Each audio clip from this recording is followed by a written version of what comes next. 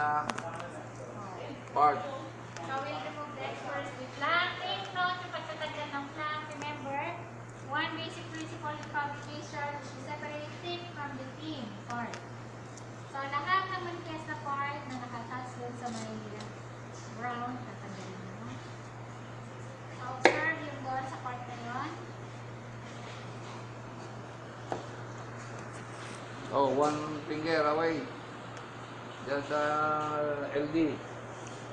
Ay, hindi ko kayo pinagpapapicture ha. Tingnan nyo mabuti. So doon sa dulo, one finger away from Oh, the LD. 1.8. Pinatagari. Hindi mo lang. Oh, go. Lang. Isang minute lang. Kalit na baboy. Ikaw bumaka. Okay, next we'll separate the oil from the round.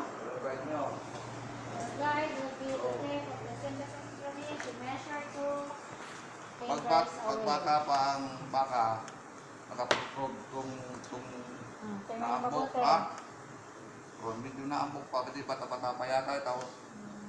Okay, O, di sa gitna nung ambok. Dini. Yan.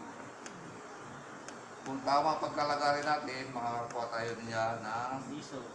tissue size. Tissue ano? Luma. It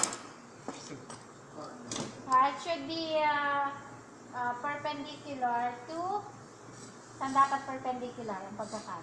To the loin. Very good. Very good. At Ito ba papunta tayo dito. yung At ang ganyan. buntot ha? Doon sa dulo ng buntot. So, yun yung guide hanggang doon sa dulo ng buto. Pag mali, kala.